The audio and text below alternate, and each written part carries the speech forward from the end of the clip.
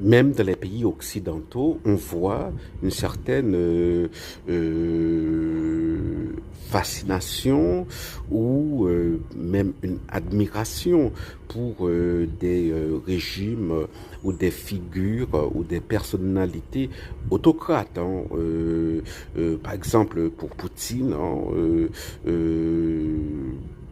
c'est pas nouveau. Hein. Par exemple, le Rassemblement national, hein, l'ex-Front national, voilà, il y a 10 ans, pour beaucoup de cadres de ce parti en France, eh bien, Poutine était un nationaliste, bon, nationaliste, un patriote, hein, bon, il disait, hein, bon,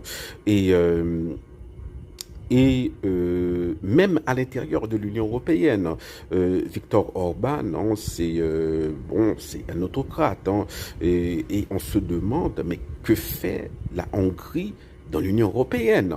La Hongrie, si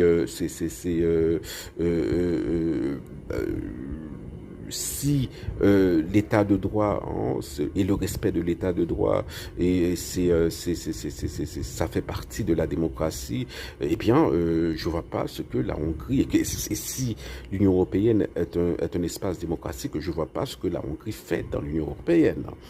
Et mais bon, voilà, elle en fait partie. Hein, voilà. Et dans d'autres, dans le monde occidental, même Mélenchon, par exemple, hein, Mélenchon, dans son programme hein, de 2016, hein, il faisait l'éloge du chavisme. Il prenait hein, l'économie chaviste. Bon voilà, c'est complètement fou hein, lorsqu'on voit ce qui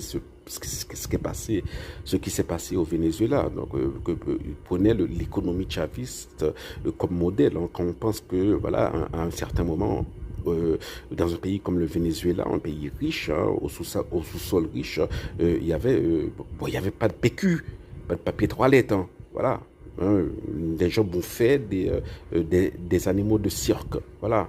Et donc on se demande, mais ces politiques-là, est-ce du cynisme ou l'espèce de nostalgie pour, voilà, hein, parce que bon, Mélenchon, voilà, on peut voir, il était un ancien communiste, on imagine, hein, nostalgie des époques communistes, voilà. Donc en Occident, ce qui est clair, c'est que dans plusieurs pays, hein, pas seul